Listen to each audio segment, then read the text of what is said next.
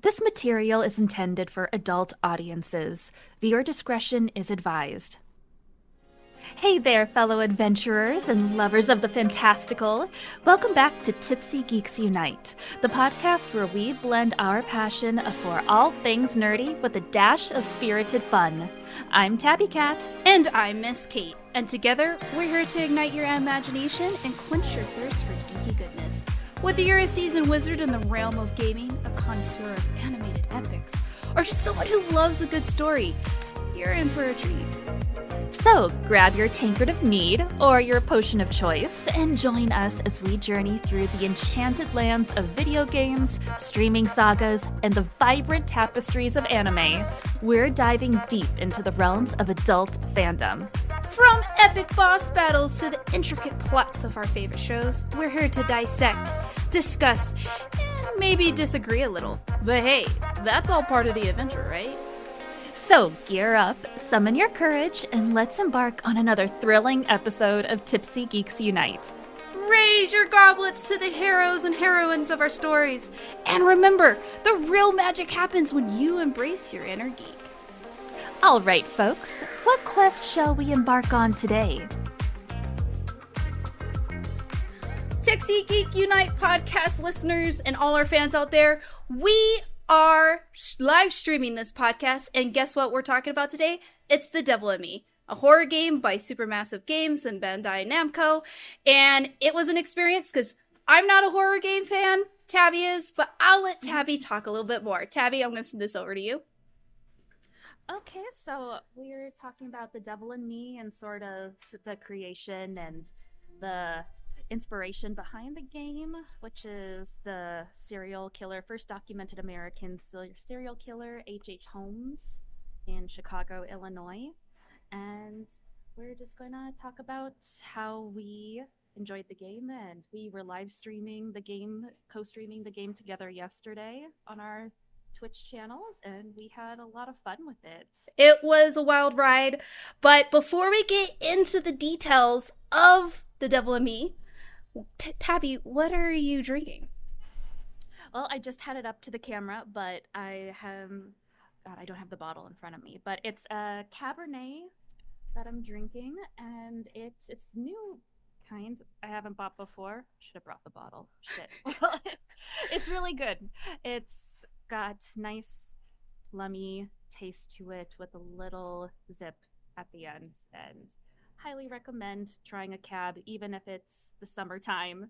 Sometimes I just have, like, a red wine's not a summer drink, but I just love my Cabernets. And what are you drinking, Kate? So I'm finishing off some gin, and I found some berry pomegranate juice in my fridge, so I wasn't drinking street gin. So yeah, I'm just sipping on that. It's another Kate's homemade, what are the fuck is she drinking kind of thing. Doesn't taste bad. It's like a fruit punch. Were you drinking straight gin yesterday when we were playing? You bet your ass I was. It was like, I'm not drinking straight gin today. No. I had 3 glasses of soju yesterday and then straight gin. I think Oh my God. today I can mellow out a little bit. Oh man. So guys, you're gonna hear thunder, by the way. It's atmospheric thunder because we played a horror game, so just enjoy. So The Devil in Me, like I said, is a horror game by Supermassive Games. It's a very story-driven kind of game. There's a little bit of action, a lot of quick time events, which we'll talk about later of our experiences. It was a fucking nightmare. But yeah, it's it's called Dark Anthologies. They have, in the first season they had 4. The first one is Madame Medan, then Little Hope, House of Ash, and then Devil in Me. And so that ended season 1. I'm going to pass it over to Tabby because she is our facts goddess. Yes, so The Devil in Me came out in 2022, which I can't believe. It doesn't even feel that old. Yeah, and it's the last edition in the Dark Pictures anthology series. We got, at the end of the game, we got a sneak peek into season 2 of the Dark Anthology series, but that's for a different time. But The Devil in Me is about for the prologue, you go to the 1890s Chicago at the time of the World's Fair, and you're introduced to a couple staying for the World's Fair. They're staying at a hotel that is run by a certain man called H. Holmes, who is actually an American serial killer, like I said previously, the first documented one. And what the true facts behind the inspiration for this game was H. Holmes and his how he murdered people. He created a murder mansion in Chicago, Illinois, before the World's Fair started, and but at the time, Chicago was becoming this big industry giant in the Midwest. It still is, obviously, but the city was actually, they already had the Chicago fire. Oh And yeah, what I at the forgot about that. time, yeah, just like they were building the city so fast, all of the buildings were made out of wood with just like Oh. a rock like fixtures on the fronts to look fancy. But that because so much of the city was burnt down, that's when they started introducing like actual structure, like better quality structures. They started the first skyscrapers in Oh, Chicago.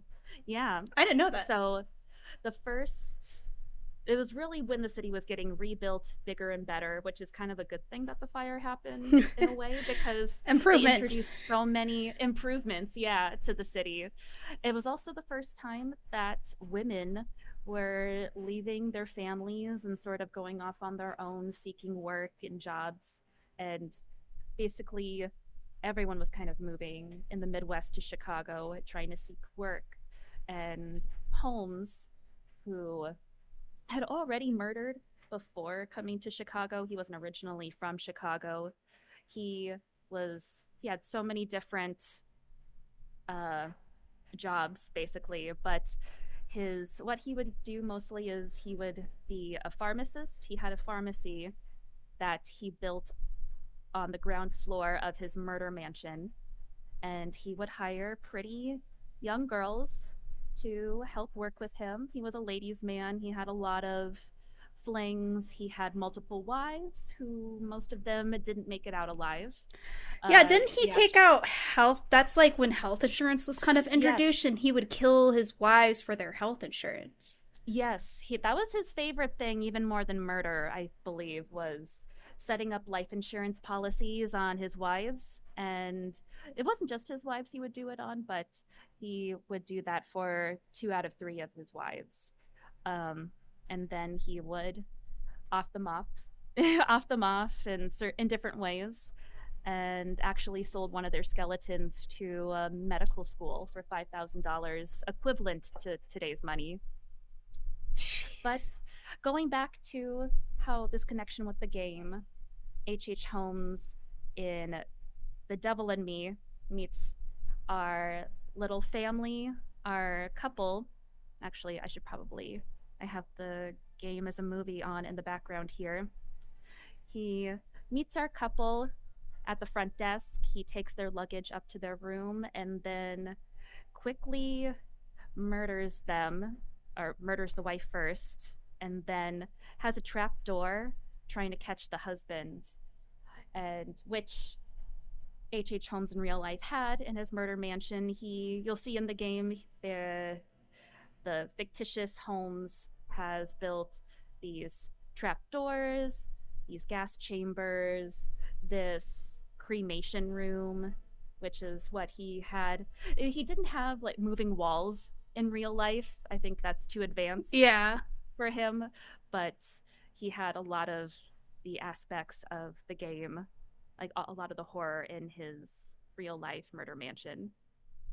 Yeah, and I remember I read The Devil in the White City, and I remember when the signs of him becoming a murderer is actually sensitive alert to all the pet lovers there. He used to kill cats.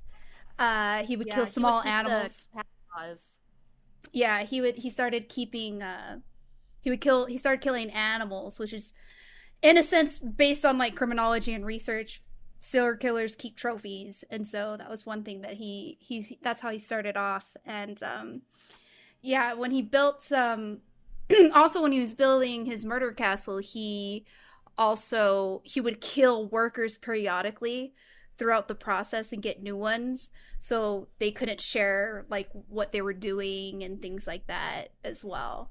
And you see that a lot in the game as well. When we started kind of getting in the nitty gritty of the hotel, we started seeing mannequins with the actual IDs of deceased persons Yeah. next to Well, them.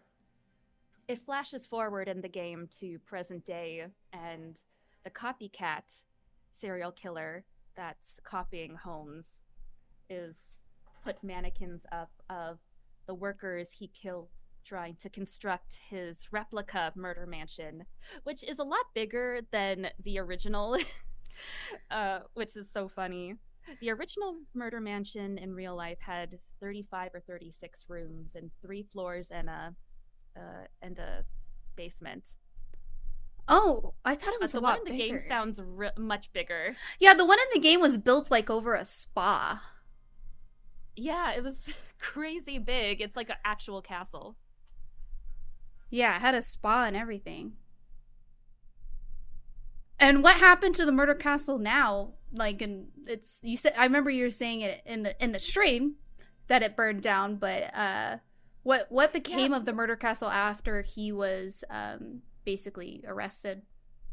so they had planned in the city of Chicago to make it a attract not an attraction, but to make it a museum. We are Because morbid as humans. Like, come to this murder house to see where people were brutally murdered. It's awesome. It's like a museum. well, see, that's where someone must have had your idea because it was the victim of an arson attack. They think some like a disgruntled Chicagoan must have thought they didn't want this place to become an attraction and burnt it down. But then, after it was burnt down, they built a post office on top of that location, and then the post office got demolished in like the 70s or the 90s, I Mm, forget. America, right. always tearing stuff down.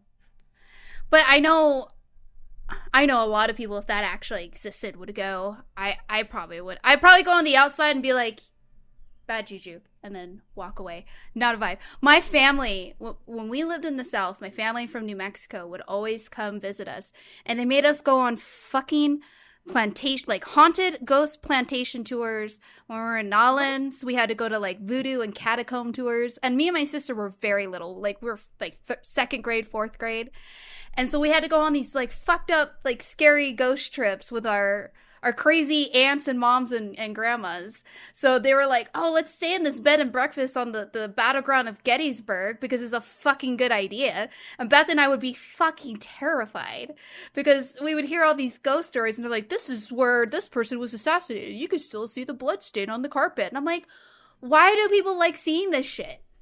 Why? I that's we would when I lived in North Carolina as a kid, we would go to plantations too for like those reenactment Hmm. plantations or like they wouldn't reenact everything, of course, but Mm-hmm. with North Carolina is a big tobacco producer. It was back in the 1800s, so they still have a lot of those kind of still reconstructed. Mm-hmm. And but I never heard of a haunted one before. Yeah, we went to these haunted ones all the time. And you just said Peppermill. And I remember my sister and I went to one and they left us on the balcony, like in the care of one of like the gift shop ladies because we were so scared to go. This is like our fifth plantation, right? My sister and I are throwing tantrums like, we don't want to fucking go. This is boring. I'm fucking scared. All this shit. And I remember we were kind of walking through it and they're like, this is the peppercorn mill where the master or the owner of his slaves used to punish his slaves and put their hands and sometimes their heads in the peppercorn mill to threaten for punishment. And I was like, why do people bring their kids to these? Why? Yeah. Uh, thanks, mom, if when you listen to this. And so it's just I get the morbid, like we're morbid in nature. I mean, when I lived in the UK, I went to tons of castles, but I didn't go for like battle stuff. I've imagine seeing a castle built 1,000 years ago or 100 years ago. That's cool. A plantation that was built, well, now it's probably 100 or so years ago. I'm just like, it's fine. I don't want to see that. Castles are a lot cooler than plantations, in my opinion. But I could see if I was a victim of a serial killer, like hypothetically of H. Holmes, and he killed my loved one, I would definitely burn everything that he owned. I would Yeah. do my best to erase as much of him as I could. But I do kind of lament that it wasn't kept up in a way. I mean, I'm sorry, I understand completely, but it's so fascinating to me. It's a piece of He history. It is. And he designed the plans of the murder mansion himself. He didn't have an architect build it. He made the Huh. plans. There was like an architect right down the road. He's like, no, this is my creation. He had a vision. He has a vision to build his own murder mansion, and he knows what he's going to do. He's going to apparently Holmes was actually like a ladies' man and like a pretty good-looking guy because he probably didn't have any diseases or any missing teeth, or he kept a nice mustache. He had a big full mustache. I think that was pretty hot back then. Um, and apparently he was very charismatic, which is a shocker. He's got the A serial killer. riz. Yeah, he did have the riz. He got the serial killer riz. He liked the ladies. So people liked to come to his pharmacy, even though it was documented that he did kill at least one person, um, accidentally from his pharmacy. But I like in the prologue of the game, he does in it looks more of a hotel, whereas his murder mansion was where you could have short and long stays, as Mm. well as the pharmacy on the central floor. Mm-hmm. Uh, but in the corner in the game, there is a little pharmacy area, which I liked that little detail. And I liked in the game, it was very interesting, is when he killed the first in the prologue, the married couple, the newlyweds, he resells the jewelry or expensive items from his victims. Yes, Because we yes, saw, and yeah, we saw the wedding ring from the girl he kills. He puts it in the pharmacy. mm-hmm. That was wild. It was. It was. I wish we could have stayed in that time period, though. Personally, I wish I they would could like have it. done more flashbacks. Yeah, and you could play I in those flashbacks. I was hoping we would stay in the 1890s. We could see some of the World's Fair, or it would be more based on history. But I liked where they took it okay, and we had a good time with the game. Yes. I will Yes, you. say the characters that we played in the game were absolutely fucking stupid beyond words. Like, my dog is smarter than these fucking people. They're Yes, so stupid. I did forget one thing that Pyro pointed out in chat that I'll say is he did put greased up chutes Mm-hmm. in each floor of the murder mansion. Do you remember that? Yep. I can't believe that. That would because if you have people in your pharmacy just going about their business on the first floor, and you have primarily he would murder on the second floor, and the third floor he had his office, which didn't have it was Mm-hmm. more personal that he didn't have as much murder chambers in. Mm-hmm. So he had a chute on every floor, so he didn't have to carry the bodies everywhere. And he'd put the bodies down the greased chute, and it'd go straight to the basement where he could dissect the body or do other things with it, which is great. Yeah, I do remember that he had to make sure it was quiet enough and fast enough for the bodies to go down without causing any suspicion. Yeah, he had this down, and he would buy the house, or he would construct the house mostly on credit. Mm-hmm. He hated spending money, and he would just rack up everything. Did you remember about the safe? Yeah. He bought the safe, and so he got this huge like bank-sized safe to put in his office, and he paid for it on credit. And when the creditors saw that he hadn't paid for anything yet after it was officially built inside of his house. He said, "You're welcome to take the safe back, but I will sue you if you tear apart any part of my house to get it." And it had already been completely built into the house by then. So the creditors were weighing in if it was worth the time in money to take the safe back, or if it's worth getting sued. So they just walked away from it. Wasn't he caught by creditors? Like, that's how he got caught with the murders, was like, it was like insurance fraud or something. I'm trying to remember from the book, but I remember when he finally got caught, it wasn't because of the murders. It was because he owed so much, or there was like an insurance fraud. It was basically like a ticking time bomb. Him borrowing and using credit for everything. And then finally, he tried to fake his own death with a cadaver, which he had a goon. Also, Holmes had a goon. His name was Richard. No, not that one. It was Benjamin Peitzel. Who was an alcoholic and a father of 7. And he was basically, he didn't know about the murders, but he knew Holmes was doing underhanded things, which he needed money desperately. So Holmes would actually pay him, but basically his lackey, at the end of Holmes's, like, I guess, run from the law, was a big part of how he got captured. I don't know if you want to go into it, but up to you. I mean, I think it's actually quite interesting because he was doing so well up to a point, and it just completely fell apart in an instant. It was literally a landslide. He built this, like, his murder empire on like a thing of sand, and it was just waiting to collapse.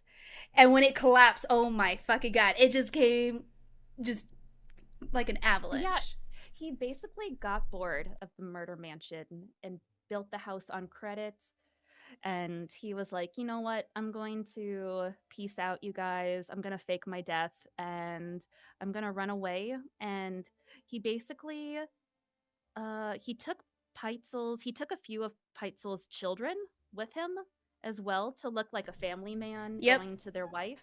Yep. And he basically murdered all of them in a brutal fashion as he was running away from the law. I forget more of the details on that part, but he did eventually get caught and sent to the gallows to be hanged.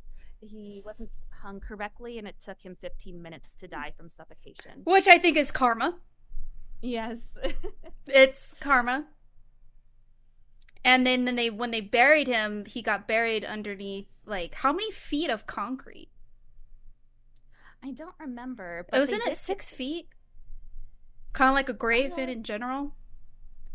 I don't know. Or was it a concrete slab was put over? I can't remember from the book. Yeah, I did like that they put the quote in the scene, his judgment scene, where he says he's got the devil in him, because that's an actual quote. The quote is, "I was born with the devil in me. I could not help the fact that I was a murderer no more than the poet can help the inspiration to sing. I was born with the evil one standing as my sponsor beside the bed where I was ushered into the world, and he has been with me since." So, chills. They did a good job. I mean, when you look at it, we're not going to go into detail of Man of Medan and the other ones, but when you look at the other 3 Dark Anthology games, they're kind of, one's based on vampires, one's kind of like this psychosis. This guy suffers from this trauma, and it's like a Silent Hill-esque type of thing. And then Man of Medan, people were hallucinating off a drug on this, like, missing ship. But anyways, this one was actually had a lot of historical facts in it. There was a lot of, it was really inspired by historical things that happened in the past. And so I found like the subtle like Easter eggs that we found in the game of actual stuff from H.H. Holmes to be very, very well done. I will give them that.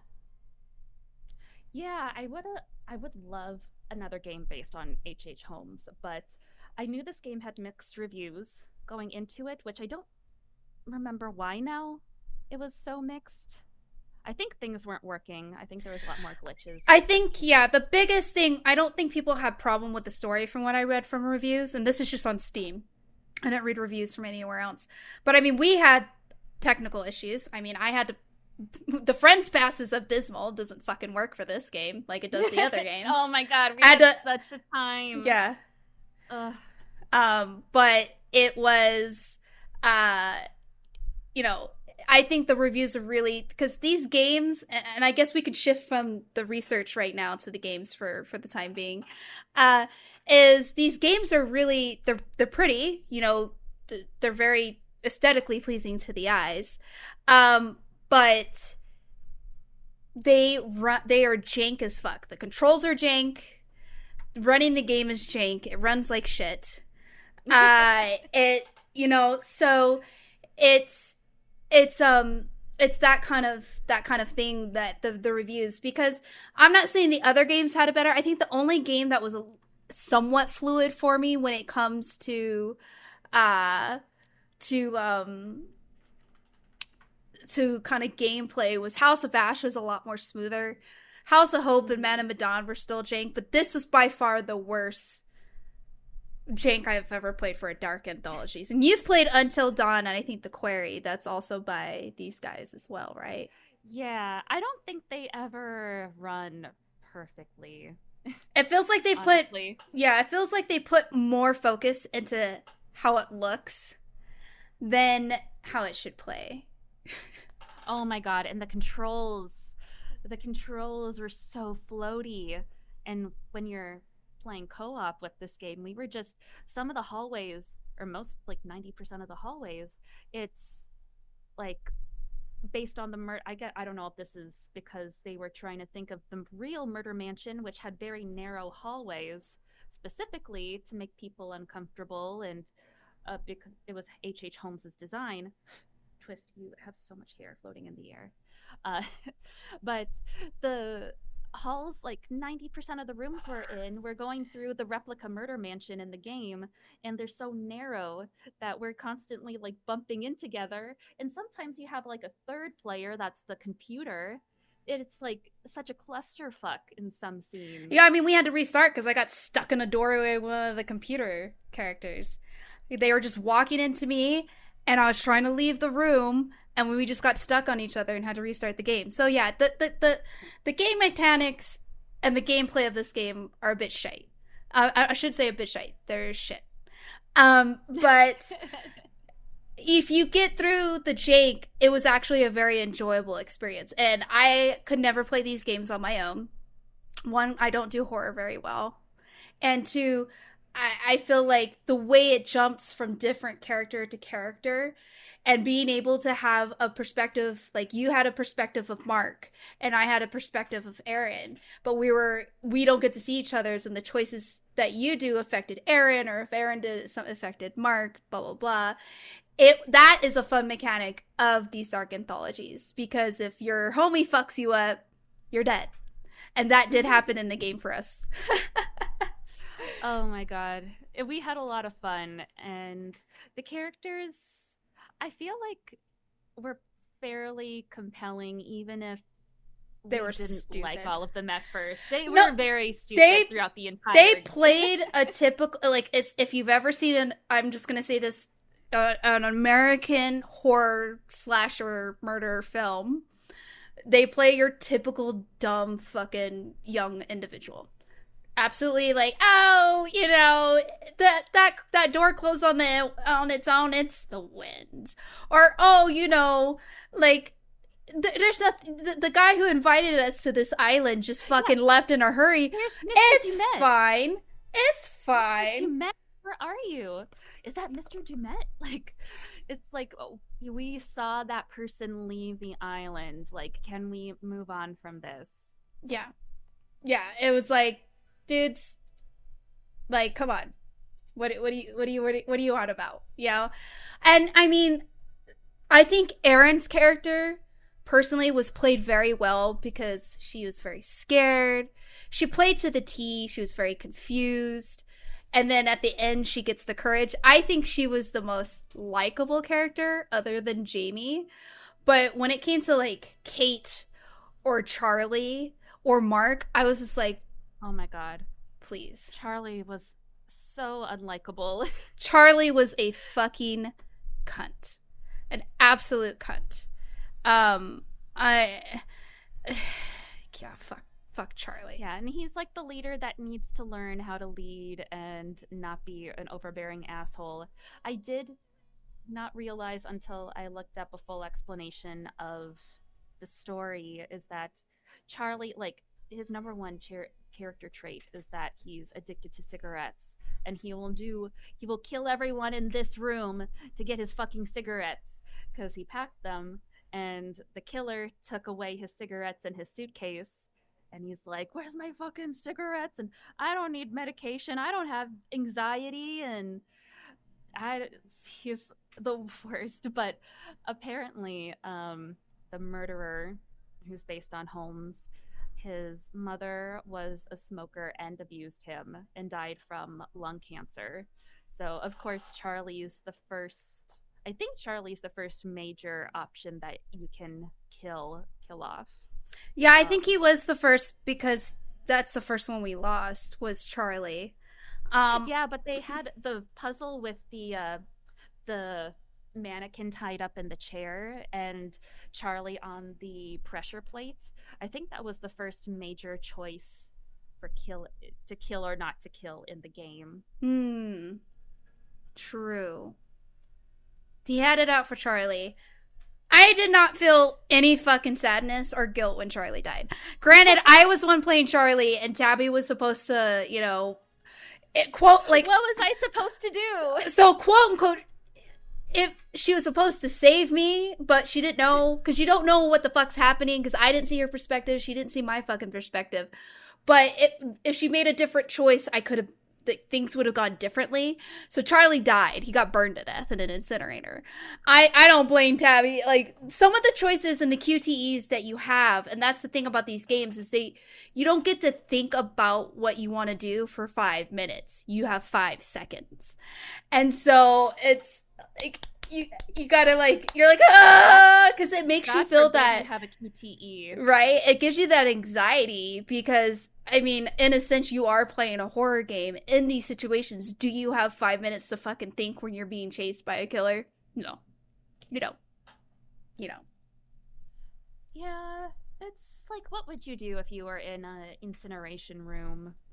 Also, the real life incinerators that Holmes had in his basement weren't actually like big rooms. They were like 3 feet by 8 feet to burn bodies. But the contractors were like, he was like, "Oh, it's glass blowing. It's a glass blowing furnace." And the contractors are like, "Yeah, okay, that sounds right." He's like, "I don't want the smell of the glass to permeate the rest of the mansion." So it's and I mean, he had the charisma. He was good at lying. He got away with it. And we also have to think about times back then. Things were still developing. They didn't have the technology. We didn't have all this research. We didn't have all, I hate to say this, experience with these types of people. So when you think about it, it makes sense how he got away with it. You know, we could say these people are fucking dumb. But if you lived in those times of, and back in those days, it's a completely different situation.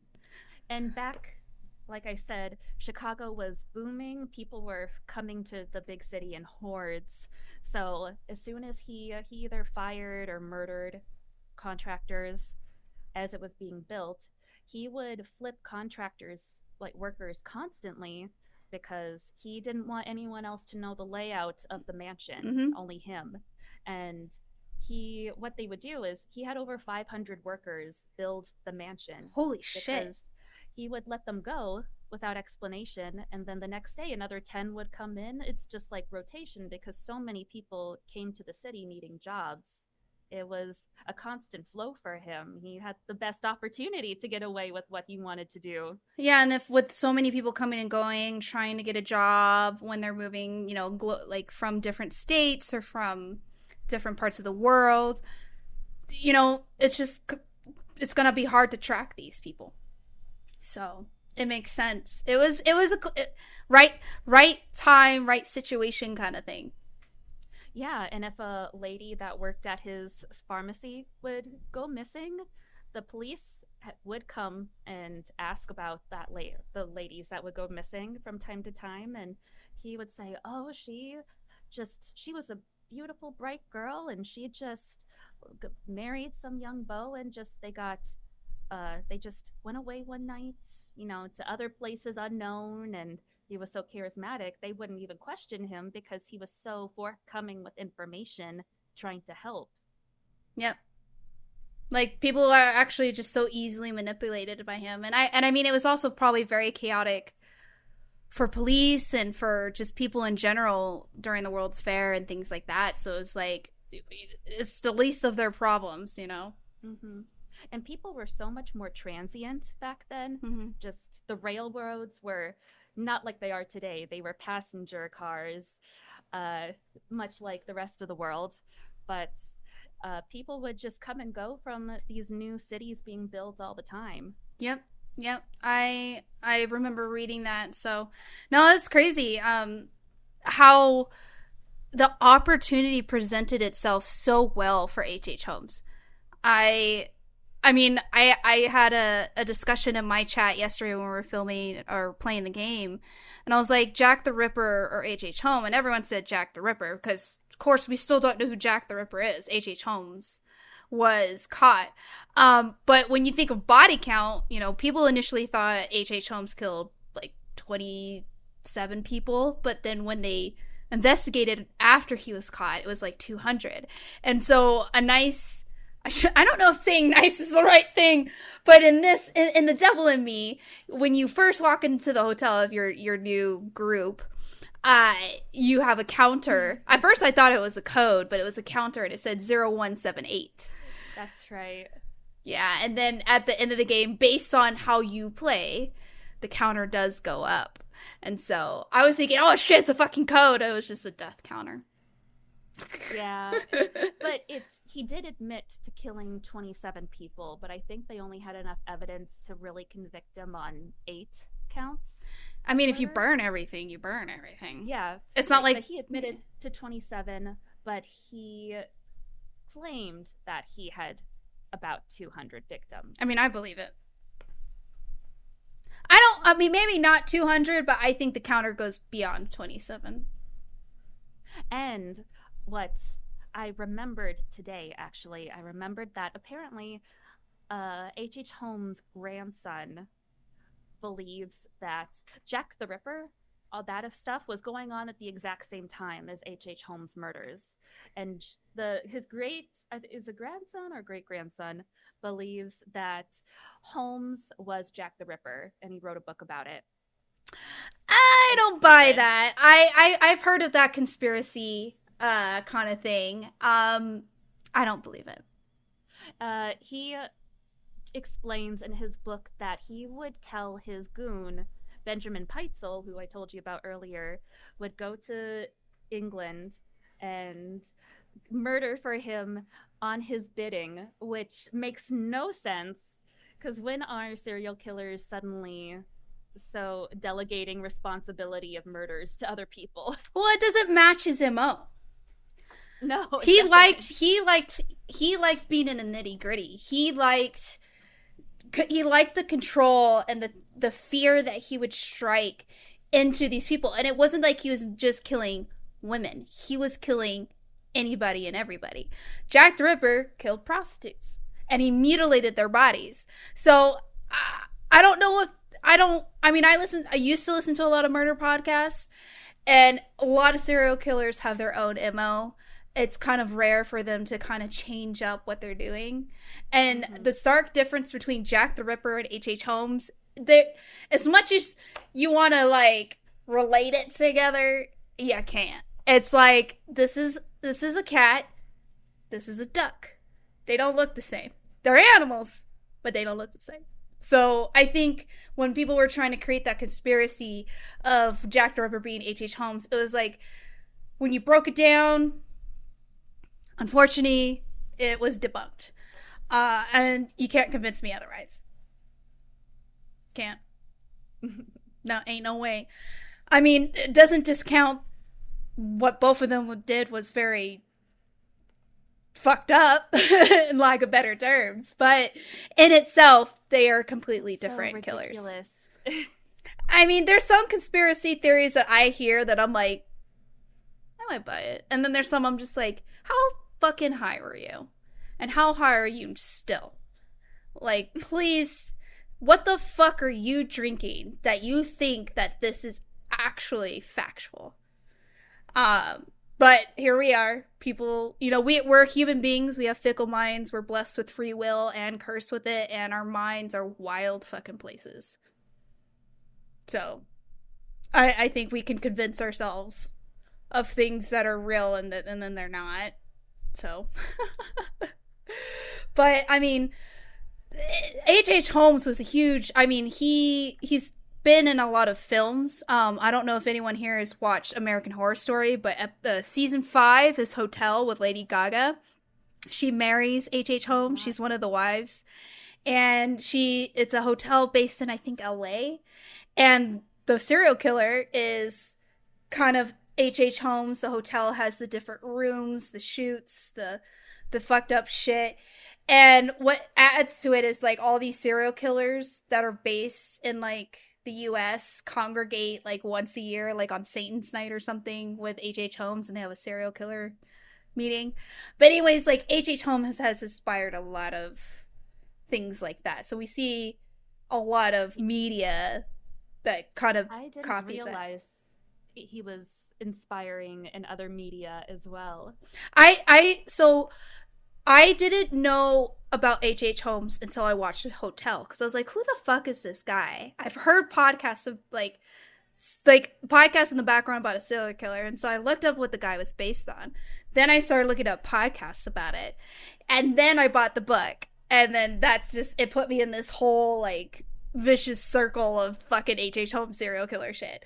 And yeah, I because I was like, so I think my mom had mentioned to me, she's like, oh, that's H.H. Holmes. And I was like, what the fuck? I don't fucking know. She's like, you listen to murder podcasts, how do you not know about it? I was like, I didn't know. Yeah, if you guys like reading not murder mysteries, I suppose, but if you want to learn more about H.H. Holmes, Devil in the White City is a good place to start. It's a good count. I don't know, the Devil in the White City only covers H.H. Holmes during the Chicago World's Fair. It covers a little bit of his previous, like what they know, because remember his name's actually not H.H. Holmes. It's the Herman. It is Herman Webster Mudgett. Yeah.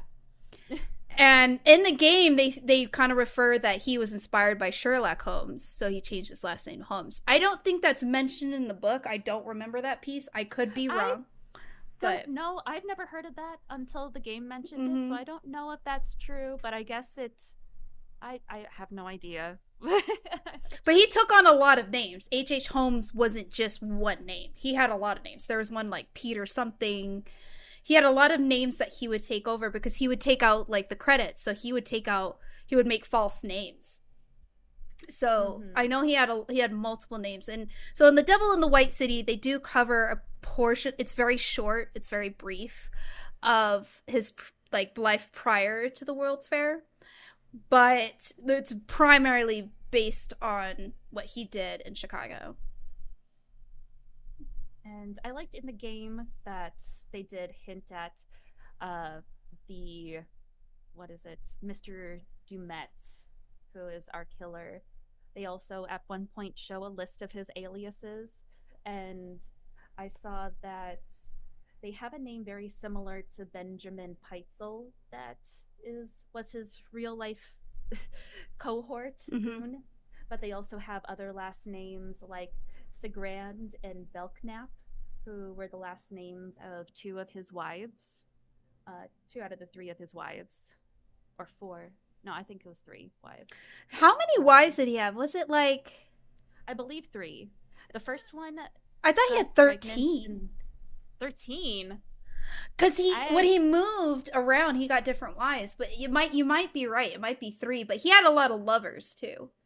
Yes, he did. He was a ladies' man, and when he got married, and he was chained down by a woman, he didn't like that woman chaining him down, so he would kill her off so he could be a ladies' man again. But he so the first wife he had got pregnant, and he shipped her off to her mother, to her family, and she was the first one that was safe. The second one got pregnant, and he said, "Hey, let's perform an abortion on a household abortion," which he would perform for ladies in Chicago. Some didn't make it out alive. Uh, Did on Christmas Day, no, not Christmas Day, Christmas Eve, he performed an abortion for his wife then, and she passed away. He had a friend of his articulate and clean her spine, or not her spine, articulate her skeleton, and that's the skeleton he sold to a Chicago institute for $5,000. didn't he use the coat hanger and vegetable oil method for the abortions? Oh, I don't know what the method was. I didn't go in that far. I read it because it's in the book. He did some fucked up way, or he like prodded, or he would make them drink. A big thing back in the day were these like miracle potions and cures, and a lot of them contained mercury or silver. And I remember in the book they mentioned, I don't think a hanger, but some type of sharp instrument, because she bled to death, or one of the women he gave abortions bled to death, and he would make them drink this shit, and they would be basically poisoned and die.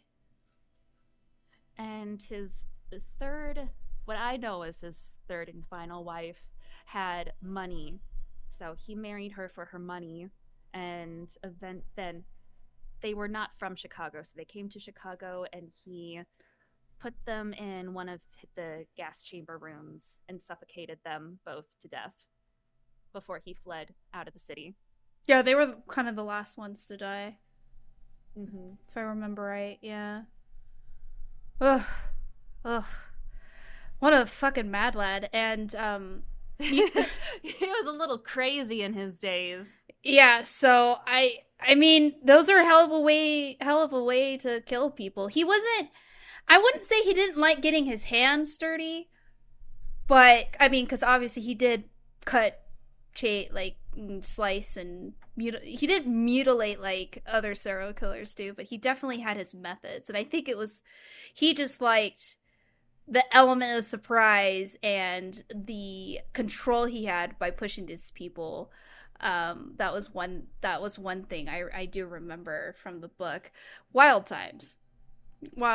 And in the game, I mean, you see they did a little bit of Saw shit though, like yeah, like, oh, you have to pick who lives. I don't know if H.H. Holmes actually did that. I would personally doubt it, but I like how in the game our copycat H.H. Holmes killer is into making these human-based mannequins of people and like tinkering with their bodies and trying to make them work like a real human does. While in real life, H.H. Holmes he did go to medical school and he was a pharmacist. And back then, people were just learning, or doctors were just learning how bodies were working. And I felt like there was sort of a connection, how both killers were sort of trying to work with the human body and understand it, and were fascinated by it. Yeah, definitely. I want to kind of focus a little bit in the game of how things were set up, because this H.H. Holmes had the World Fair. People were attracted to the hotel, and in the game, he had like his goon. I don't know if we want to call him a goon. It looks like he was forced into the situation. Yeah, and what he is. And if you've played any of the Dark Anthology games, it's always a group of 5 people. So you always have a group of 5. I never thought. Mm-hmm. Oh my god, is it always a group of 5 people in each game? Mm-hmm. I'm so stupid. Mm-hmm. I never realized that. Yeah, it's a group of 5. It's always 5. I don't know why it's 5 people, but you always have 5 people. Now in this game though, particularly, you have the opportunity to save a 6, but it's not a person, it's a dog, Connie. Connie. But yeah, it's always groups of 5. I noticed that in House of Ash, because you have 5 people in Little Hope, and then you have 5 people in Man of Medan, because you have the kind of engaged couple. One has her brother, and then you have the person with the boat, and there's like another person, I can't remember who it was. Or was it 4 in that one? And then it went 5. I know 5 for Little Hope. I know 5 for House of Ash. Someone could correct us, but in this one it was also 5. I think Man of Medan was like their pilot, and then they like started kind of doing a thing for the rest of them. But yeah, I noticed it was 5. And you have these 5 characters. For some reason in every game they have like a broken up fucking relationship kind of couple. You have Mark and Kate in this game who have broken up. And then like in House of Ash, you had Ashley Tisdale's character and her separated husband. I don't know. I don't get these these couple tropes in these games, but because it's like you can make them get back together and it makes the player happy. If they're broken up, they're broken up for a reason. Leave them separated and miserable. But in the game, you know, these 5 people get drawn to this fucking island because Mr. Dumet sends some person, or so you think Charlie.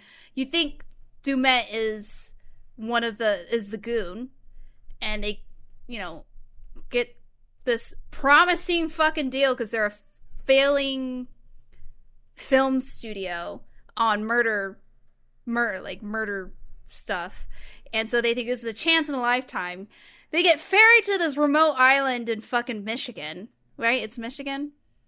They're on Lake Michigan. Yeah, Lake Michigan. So they get ferried to this mystery fucking island, and then they're put into this copycat version of H.H. Holmes' Murder Castle, and Dumet's being sketchy as fuck, and you know, they go to their rooms and they get invited to dinner, and when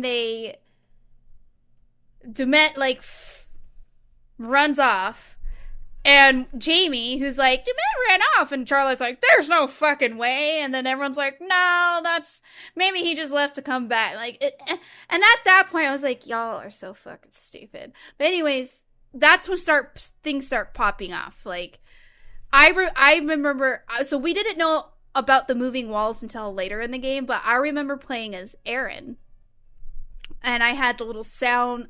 Aaron's the sound audio person, part of the engineer of the team, and I had to walk around with the sound thing because you start hearing like old timey music and like people, like an old lady crying, and then as you're walking through the hallways, you hear like screaming and people getting mutilated and murdered.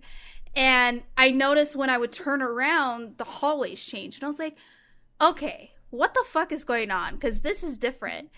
And it freaked me the fuck out.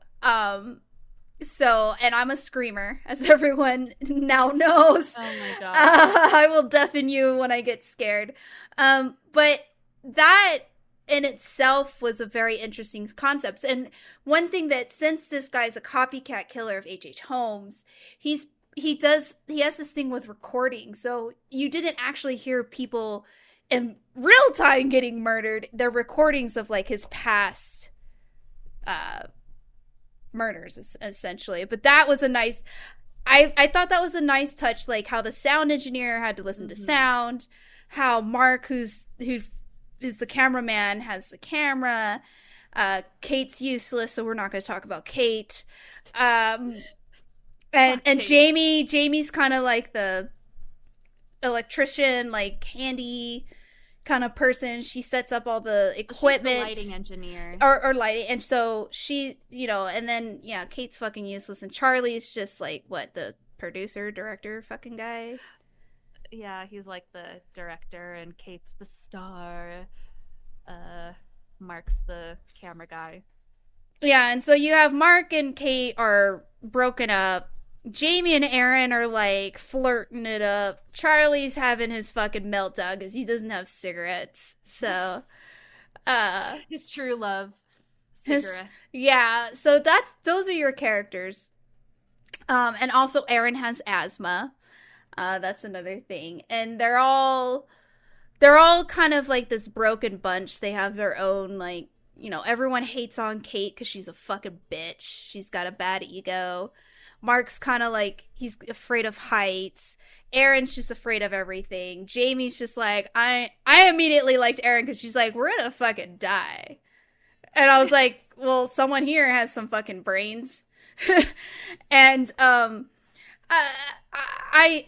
thought the characters fit very well with the story. As much as they pissed me the fuck off, they fit. They just act so stupid. I mean, there was choices where it was like, when Jamie says, hey, Dumet left, Charlie's like, nah. And then they go investigate, and that's when Jamie and Charlie go to investigate, and that's when that pressure plate happens with the dummies and the saw, and you see like a reenactment of a murder that this copycat does. And so that's when it was real for Charlie. I was like, brother, was it not real with you the moment you got on this sketchy like ass fucking island? And Dumet, like, if someone told me Dumet left, I would have been like, that's our cue to GTFO. I mean, I would have never gotten in the car that picks them up. The minute when they're in the limo, the minute it's like, you need to put your cell phones in here, you can't have them on the island, it's immediately no. If someone calls me on a job and like, I'm not going into a government facility and they're like, put your fucking phones in this box, I'm gonna be like, this is my cue to GTFO. I'm gonna fly to the other side of the world and fuck you. But these people are like, oh, okay, it's for work. And I'm like, you're not going to a government facility. Because, I mean, there are, like, labs and parts of, like, military bases where you have to leave your electronics behind. But they're going to go film a copycat mansion. Like, come on, people. How dumb are you? And it's just like, and they're like, how do we find a way out? And I'm like, you see all these chairs and you see all this furniture, throw it out the fucking window, rip a curtain down, and have you not watched action movies? The fact that the ferry to leave is just on a line from the island to the mainland means that it's not far. You don't have to swim long. It's not like miles and miles. And Michigan is not an island. Michigan is, I've been to all the different lakes up there, and Michigan, ferries aren't supposed to go long distances like that, those type of ferries. You could have fucking swam. Sure, it might have been cold and uncomfortable, but are you gonna get brutally murdered, or are you gonna swim? So to me, I was like, why aren't these people asking questions? Like, why are you not asking questions the moment you get a job? Okay, like, who are we working with? What are we doing? What are the expectations? Who else is going to be there? Are we going to have security? Are you not doing a background check? Are you not doing a background check? You're working with? No. Oh, you're that desperate for money? Like, come on, people. And I mean, this is, again, it's a video game, but there's just certain instances where I was just like, brother. Like, have some brains. Brother. Be an adult.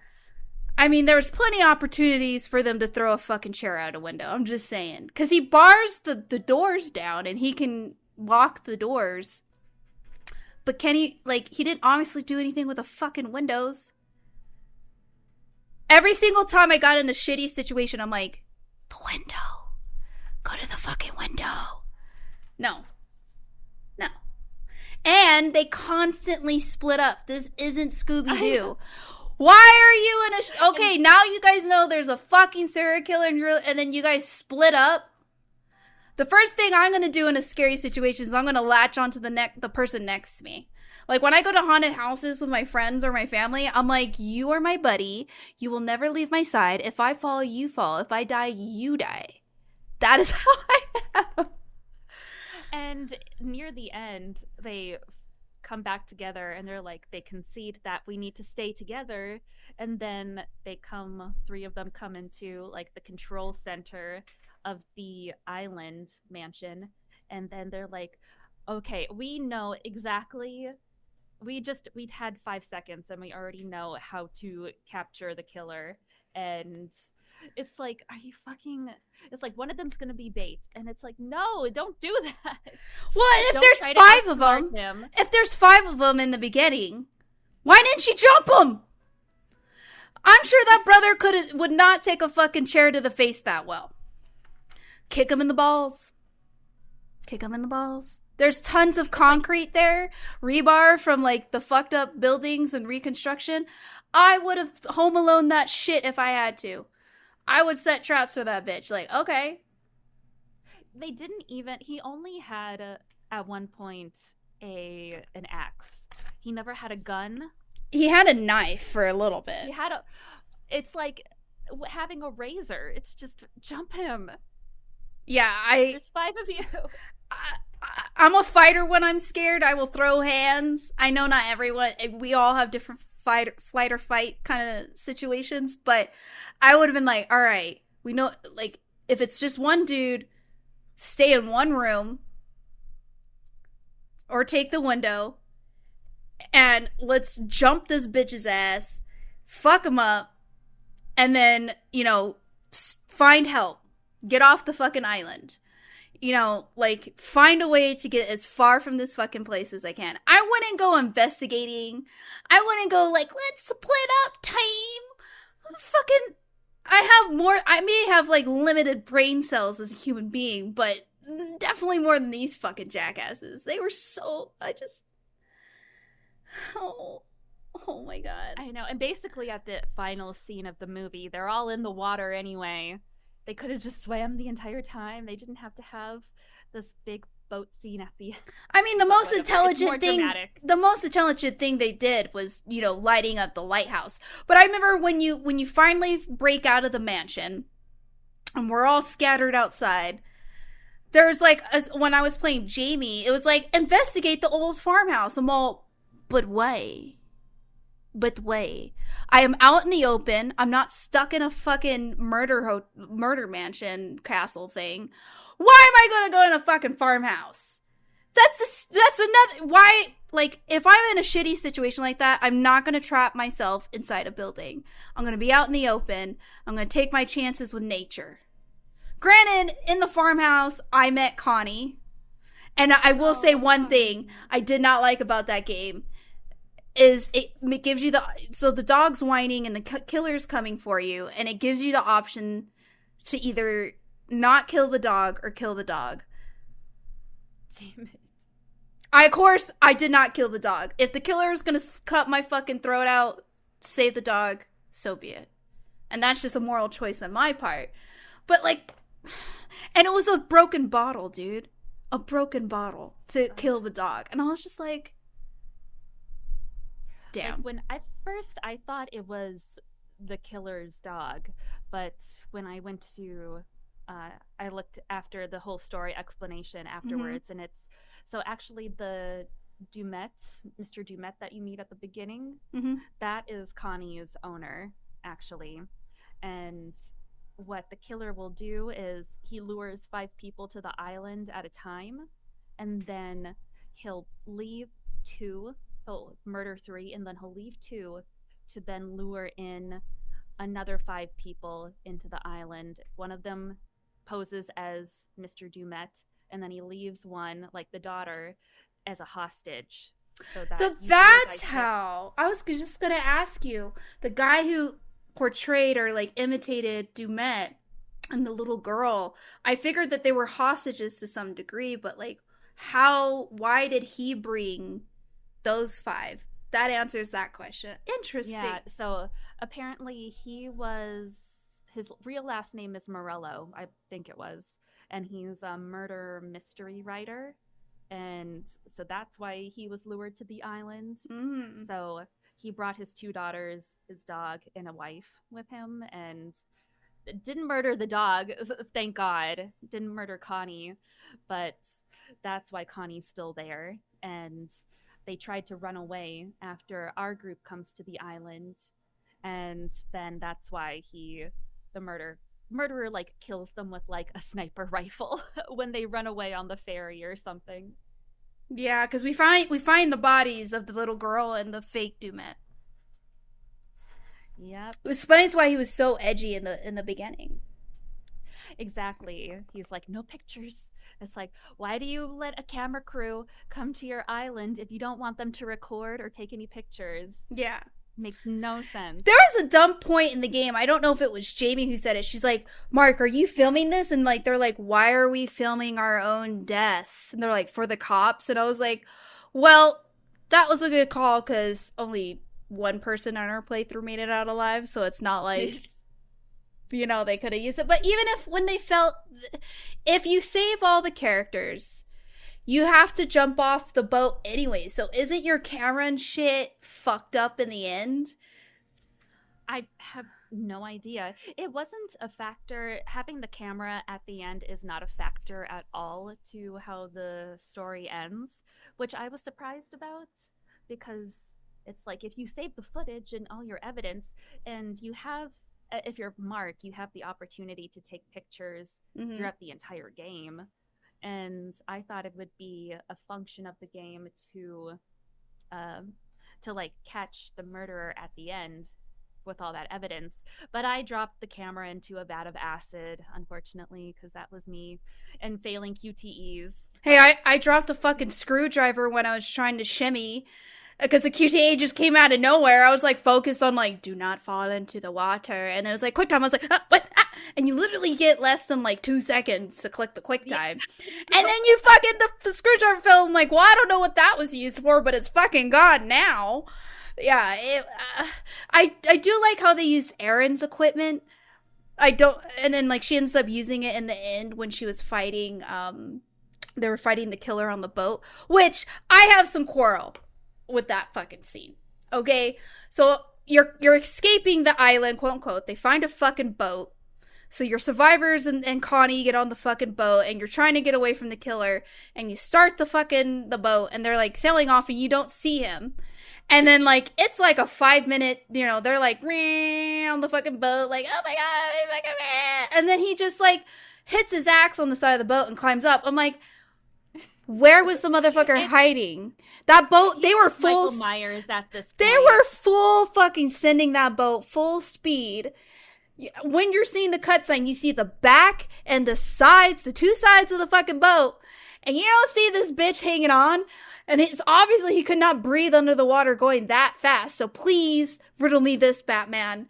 Where the fuck was this guy on the boat? Because it's not a big boat. It's like a little fucking, like a little speedboat, fits like 4 or 5 people maybe. Oh, then how he dies is they throw a mini anchor, or someone, maybe Mark. Someone throws a anchor at him and is punctured in the chest. As the anchor is getting wrapped around him, the anchor punctures him in the chest, and then the other end of the chain gets caught in the propeller, pulling him under to be sliced by the propeller. And you see the blood in the water. He got punctured in the chest, and there's blood in the water. It's like, okay, he's dead. And then at the post-credits scene, you see his mask on the shore because the killer was a burn victim and he wore that mask to look like H.H. Holmes. And then you just see his hand come in to pick up the mask, like, oh no, he's gonna kill again. And then there's another like teenaged group of 5 people that get an email invitation to the island, and he's gonna do it all again. Yeah, homie got another island. It's not the same island. You got another It's island. another fucking island. And I'm just sitting here like, are you sure it's another island? I don't know. Why would he go to the same island if the cops are all over it? Who knows? This game's fucking makes some of this shit didn't make any sense. But I'm sitting here like, why did you make it that ending? Why is he still alive? it's like, yeah, if there's even one survivor besides just Connie, wouldn't they tell him where to go immediately to say, all of my crew besides me have been murdered by this one man on that island. Please get a search warrant and investigate that island. Which, it's like there's probable cause, right? Whatever reality or universe this game is set in, these people are how have they made it to the current time whatever to current year and quote unquote, like they're absolutely fucking mental. Absolutely fucking mental. And I know it's a video game, it's not supposed to make sense, but there's just some things you have to fucking question. There's just some things you have to question. And that is one thing I question is like, if I was a serial killer, these people have seen my face. They've full, like, quote unquote, escaped my murder island.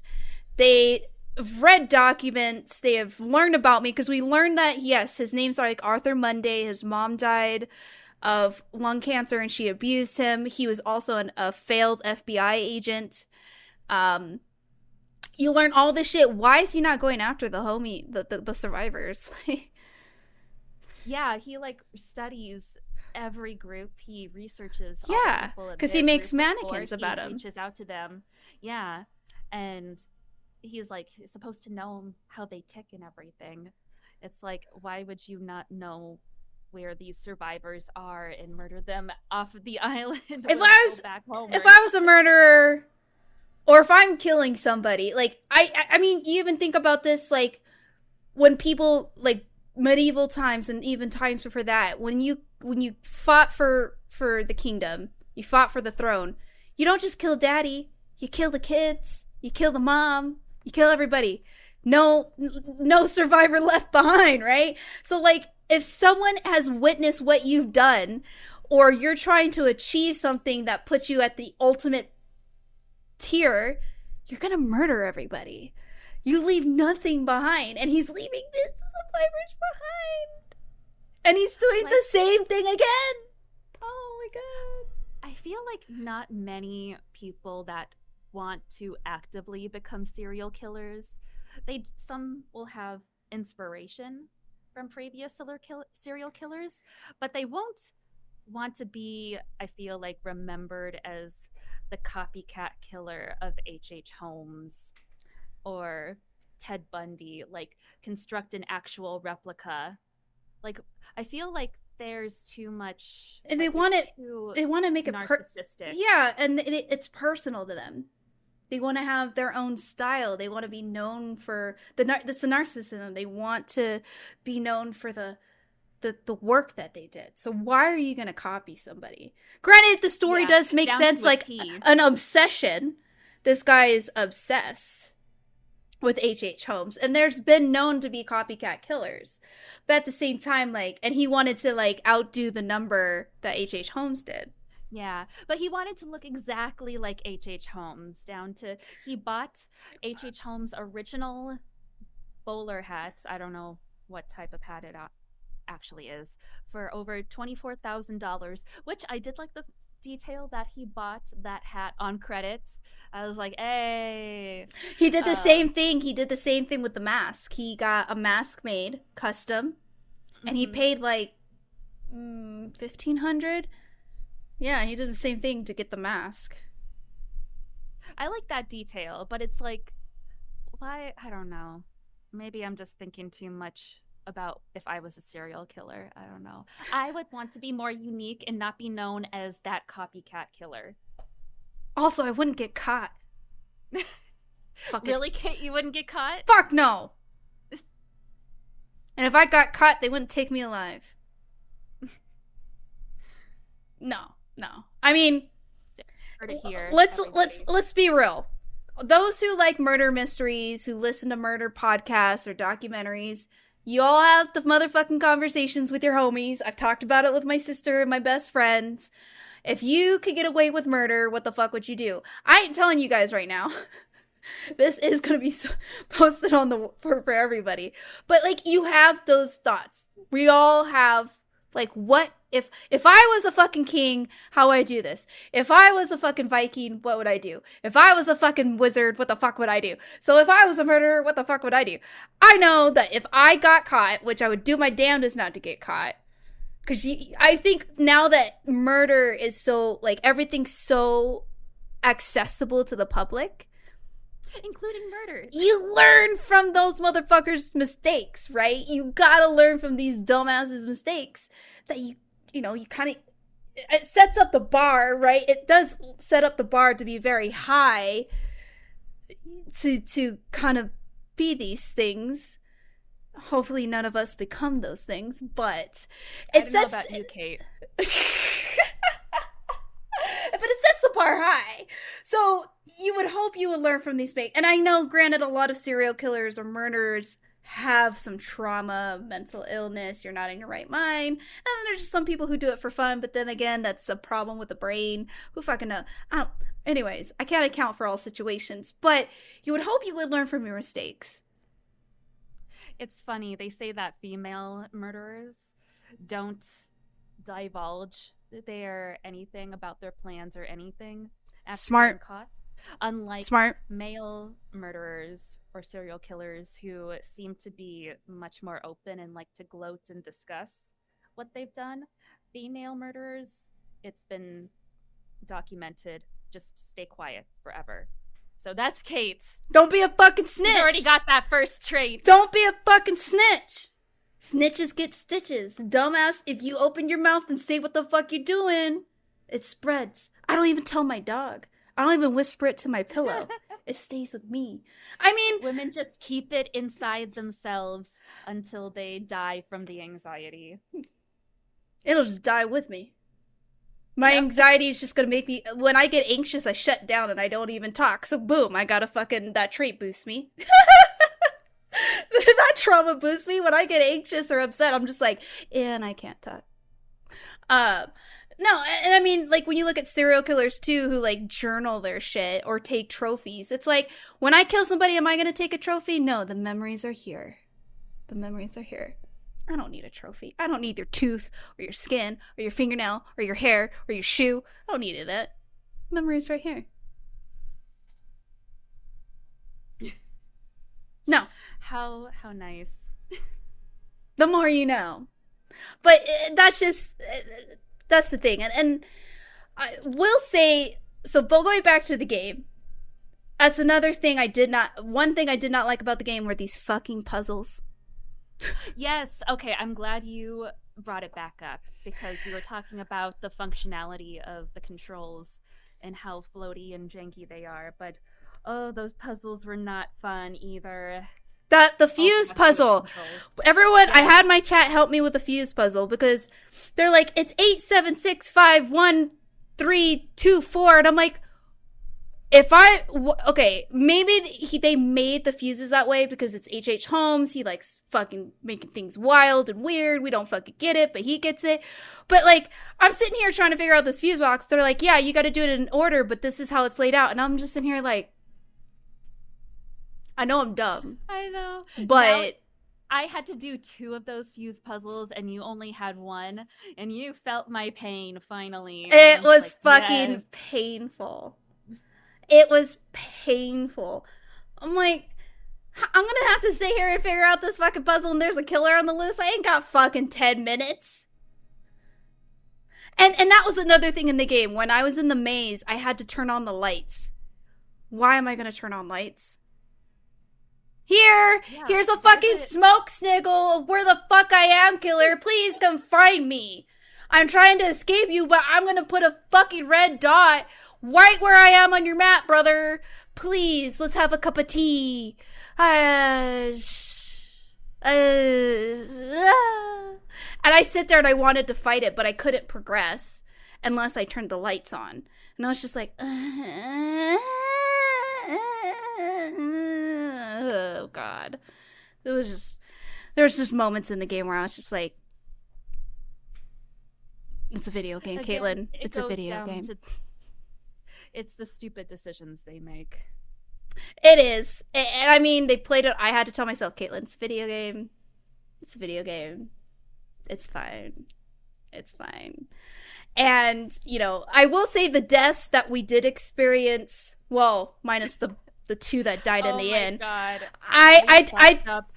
On our way out, we fucked up so bad.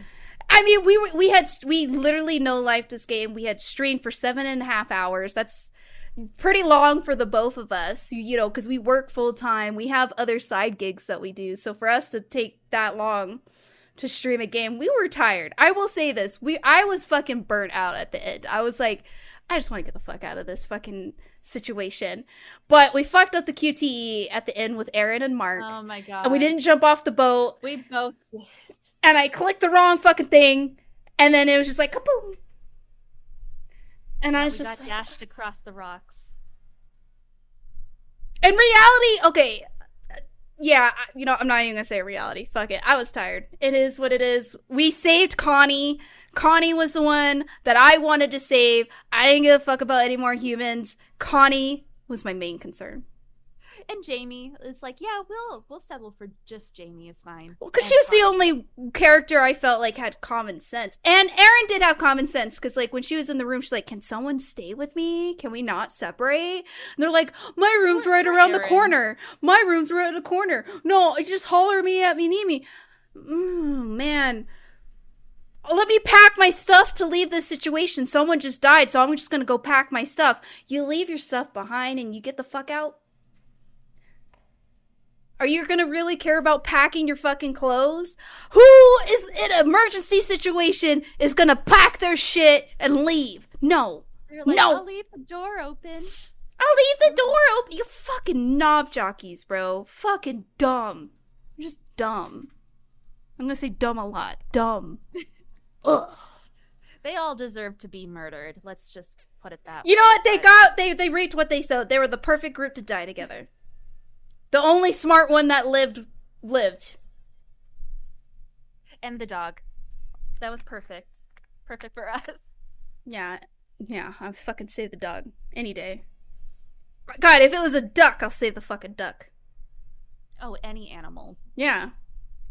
The first thing when I was Mark, it's like his first reflex was to hold up a rock to like bash in Connie's head. I'm like, what the fuck is your first reflex to do with a dog? Is to try to murder it. Oh my god. I look at the dog and like the first thing I do is like get to its level and hold out my hands.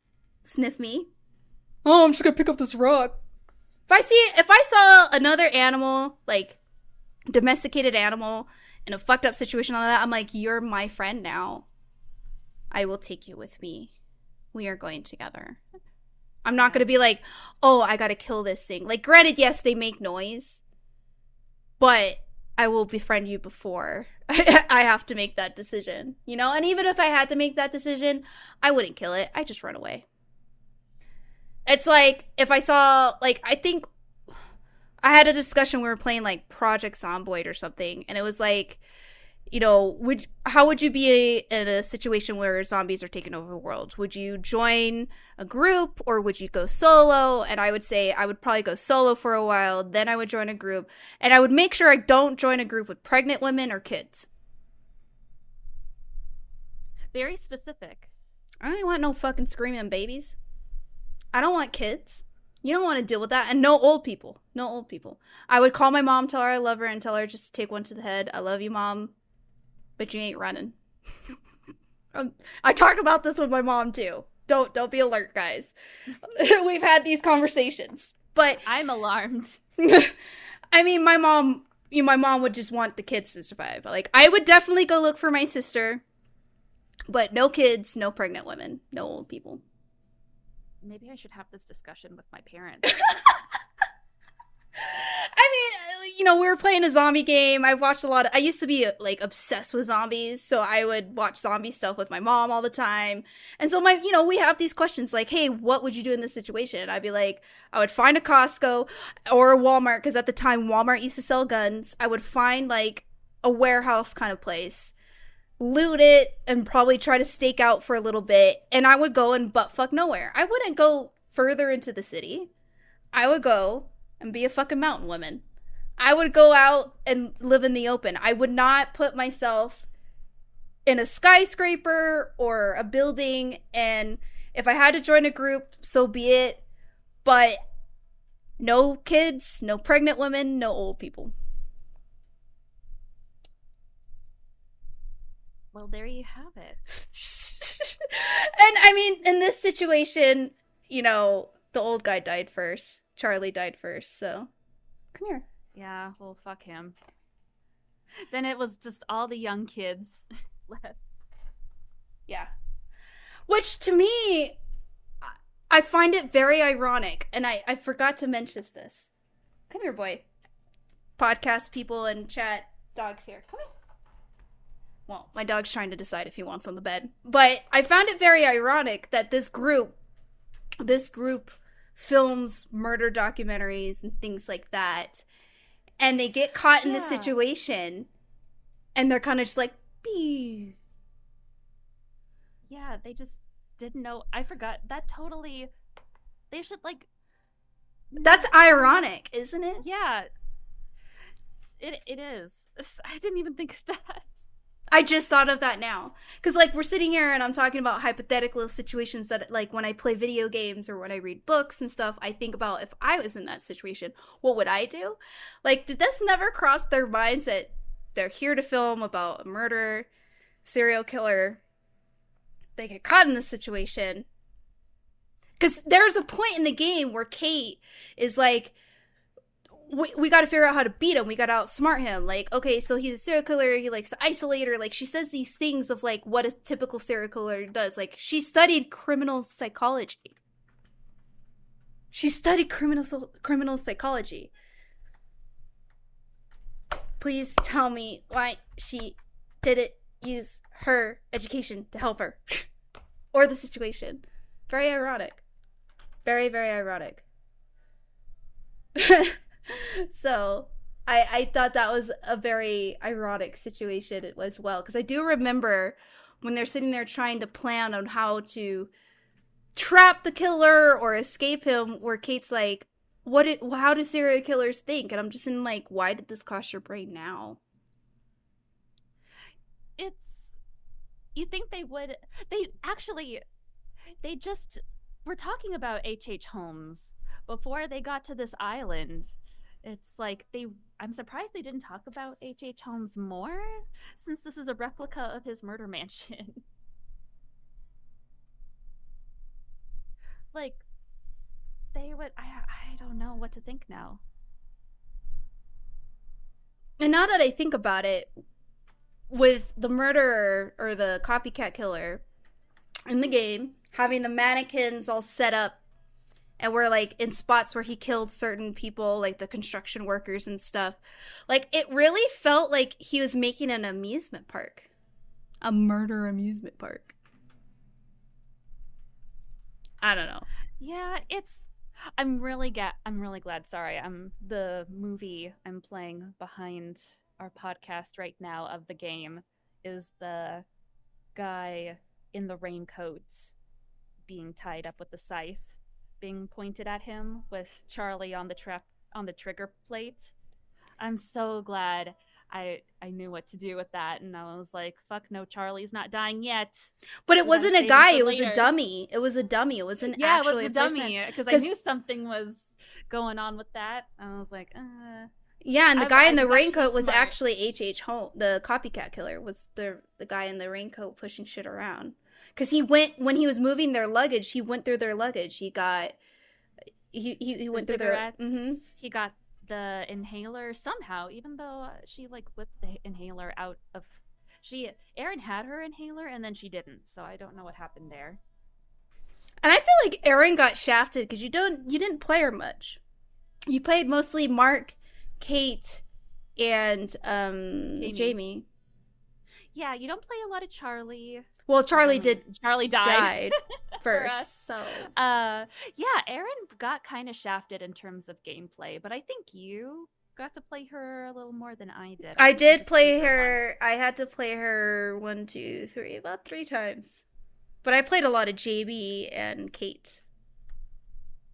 And some Charlie. I played a lot of Mark. Yeah. I think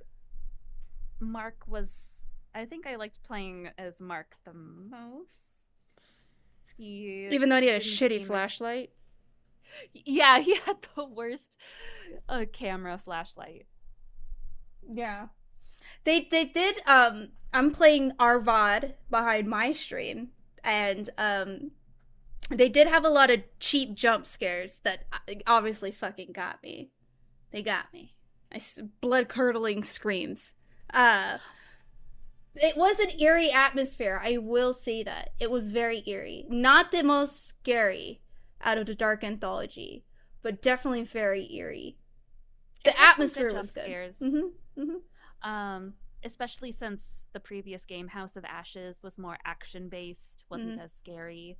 It was more, I guess, more like the dark, since it was underground most of the game. Mm-hmm. That was more of the scares. Then this is more like jump scares. This was more Saw, like Jason Voorhees kind of horror. Mm-hmm. Yeah. I would just, because I'm looking at the movie behind my screen, Kate and her amethyst. The amethyst never comes up again. I thought she pockets the stone. I thought she'd pick it up and like stab the brother in the eye. Or hit him in the face with it. He got trapped in that pressure chamber. Yeah, apparently we were, as I was JB, I was supposed to give her the screwdriver, and I think she could have gotten out of that situation. But my chat was screaming the whole time, why wouldn't you press the button again? Jamie just pressed it once. I would have been the same thing. I would have been there like, break it. But again, that was such a stupid puzzle. It was a puzzle situation. Trap. Well, and the thing is they're not looking where they're running. And granted, you probably in a shitty, like scary situation, you're not gonna really look where you're running. You're just running to survive.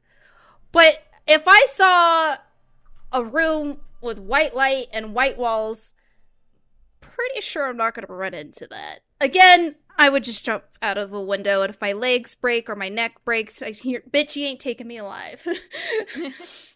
I wouldn't, again, I would never allow, I wouldn't be, I don't like being stuck in houses when there's shit going on.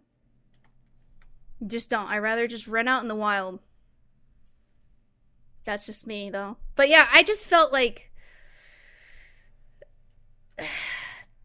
I felt also that they stuck to the American kind of horror trope type of deal.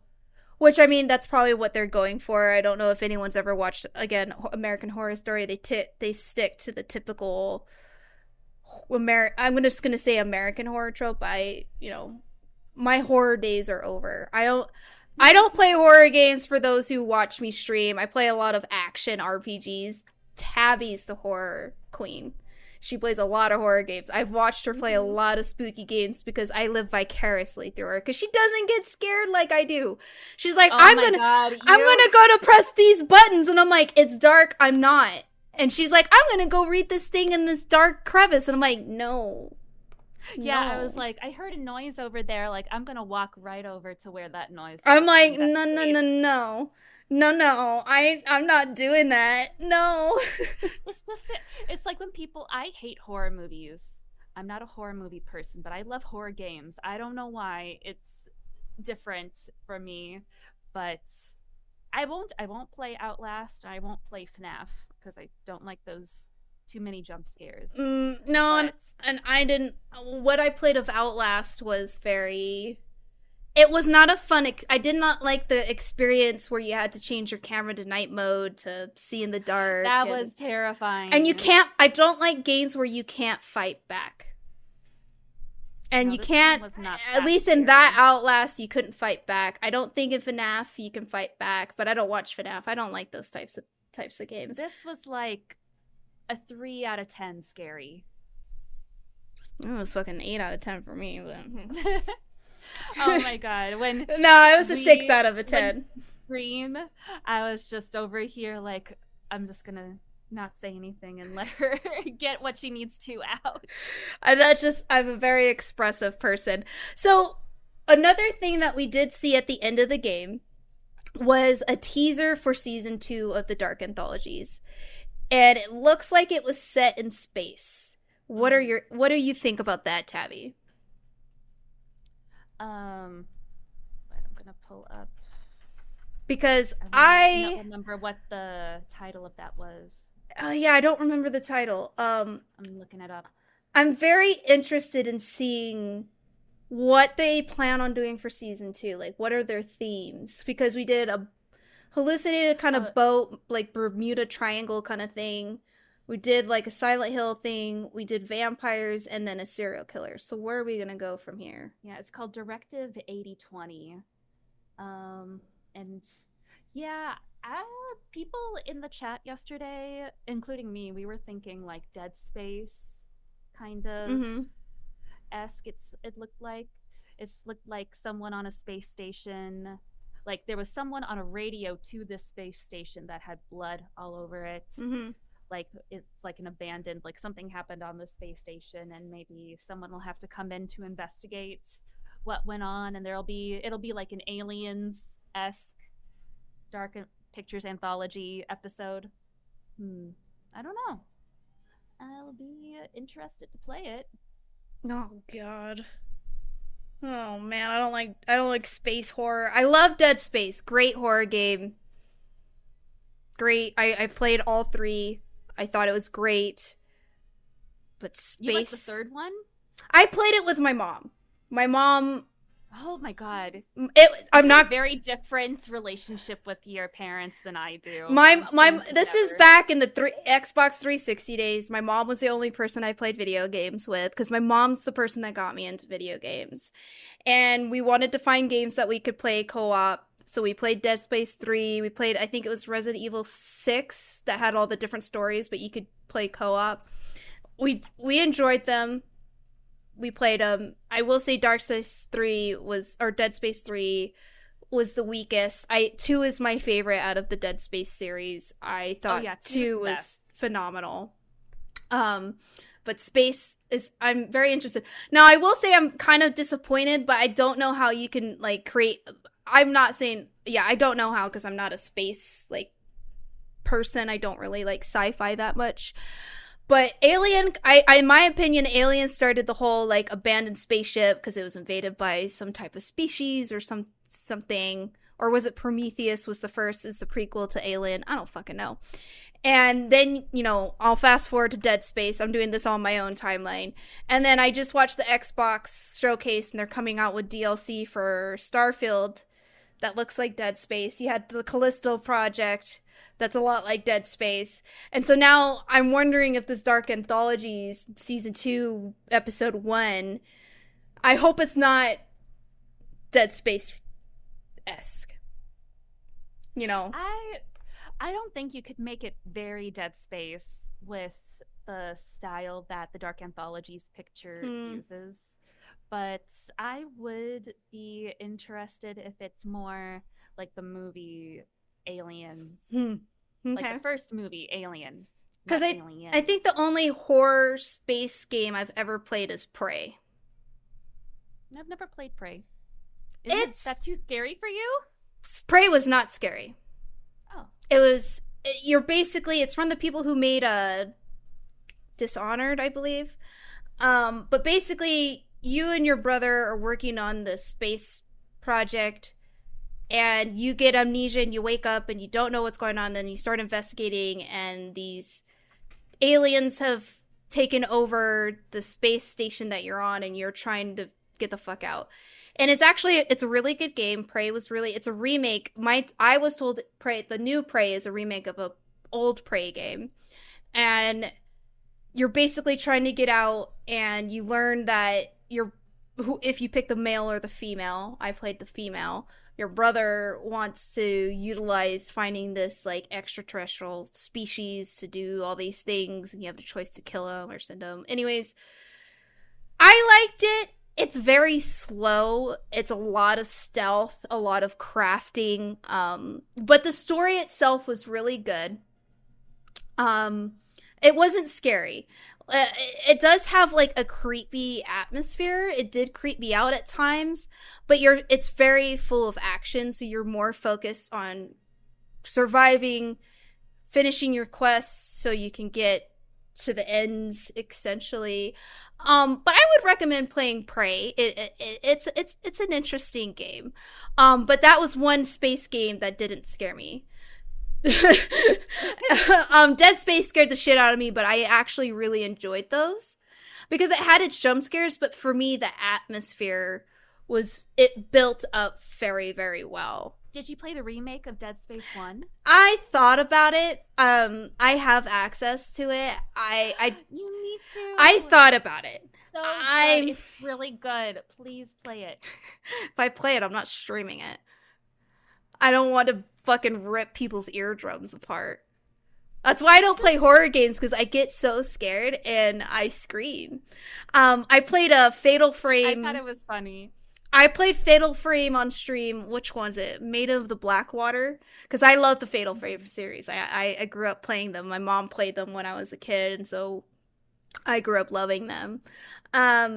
Those scared me. But not as much. I don't know why. But Resident Evil 7 scared the shit out of me. At least to a point. Like, when you first start Resident Evil 7, and then to the point after the dad follows, the father follows you, that whole section scared me. But then after you, like, get away from the dad and you're, like, fighting the mom and the brother, I was like, oh, that's fine. But... oh my god. 7 was scary. I loved 7. I wish that 8 would have stayed scary, but it didn't. Yeah, 8 Village started off pretty spooky. But then once you meet Lady Dimitrescu, and then you go to the dollhouse, and then you fight the werewolves, I was like, okay, the now... The dollhouse was scary. The dollhouse creeped me the fuck out. The dollhouse freaked me the fuck out, but... that must have been one of the scariest moments in horror games for me. Dude, dolls are scary. Dolls are scary in general. I don't like mannequins, so that's another reason why The Devil in Me freaked me out, because mannequins are not a vibe. But you remember the baby, right? The baby in what? In 8? Resident Evil 8? In the dollhouse? Oh, yes. Yes. Oh my god. It's like, I don't want to give too much away for people who haven't played 8, but one of the best moments in horror. That was good. That was good. Yeah, I thought that actually I had to pause because I had chills and I was playing it in the dark. Oh, why do you do this to yourself? The full horror experience. Well, so is there anything else we want to talk about The Devil in Me? I don't think so. I just think that I would like a full-scale game based on H.H. Holmes. We need more stuff based on the Murder Mansion. I think it'd be cool to play in that time period to actually, like, you're like, maybe even a co-op game. I think horror co-op games are really good. I think they can be very, very good if they're done well. And you can play like a newlywed couple or a brother and sister or a mother and father or something like that. And you can go, you're going to the World Fair and you go into Holmes and then you kind of, go through that experience or something. I think that would be very cool to actually be in that time period to kind of see it from that angle versus kind of really reliving through a copycat's eyes. Yeah, I would want to play in that time period, which is why I was let down a little with The Devil in Me and the switch from the prologue time period to present day, but it is what it is. I just want to just let Supermassive Games know, if you're going to make a co-op game, please make the mechanics make sense and work. And let the friends pass actually work. If you don't want... you have to pay $40. I had to pay $40. And granted, I know you want people to buy the game, but if you're going to offer a friends pass, maybe make sure it fucking works. I mean, that's part of the experience of video games, is being able to play with others, to share your experience with others. You guys have made enough games. Please work on your mechanics, because that was absolute dog shit. Like, I was so hyped for the idea of a H.H. Holmes horror game. I feel like I just want to learn how to code and animate and sound design and just make my own fucking horror game because I would be so hyped for someone to make that. I would be the first investor. I'll invest. I think that would be a fun narrative. You know, I think it would be a really fun narrative. Or, you know, and you can have different perspectives. You can play as H.H. Holmes, you can play as an investigator, you can play as a victim, and have those different perspectives. I think that would be a very interesting kind of thing. Yeah, maybe we should start our own women-led video game, not a first, but our own women-led video game studio, and start making video games. Make horror games, make action games, these type of things. They already have a women-led kind of community where they did have a showcase for Summer Games Fest. So yeah, definitely. No, on H.H. Holmes, I do like games and a video, like they do have games based on serial killers, like you have Friday the 13th, but like those are PvP games. Let's have an actually story-driven horror game on these serial killers that is, it has the puzzle aspects, it has the action shit in it, but it's got a story driven, and it gives you history, it gives you some type of fiction, but it's not a PvP game. I'm so sick of PvP games. Yeah, I'm not a big PvP player. Neither am I. I am a Dead by Daylight. I'll play some of that from time to time. Like, I'll come back to it every 7 months. I did 2 hours and never played it again. What? Okay, cool, Tabby. Do you have anything else for The Devil in Me? No, I'm good. Cool. So usually we end the podcast for a fun fact, but I think I'm going to skip that because you guys are getting a live stream on YouTube that will be posted in the next couple of weeks. And I think I shared enough fun facts about if I was a murderer or if I lived in a zombie apocalypse. Tabby, do you have anything on that? I don't think I would like to be in a zombie apocalypse because I just get nightmares from playing the Telltale zombie game, and I don't want to be a serial killer. No, unlike some people. Well, I never said I want to be a serial killer. If I ever was one. Someone already has their plans mapped out. All right, guys. Thank you for joining us on our first ever live stream version of Tipsy Geeks Unite. We would love to do this again in the future. If you guys haven't checked us out, we are on YouTube and all your social media platforms as well as podcast platforms. We're everywhere. You can find us.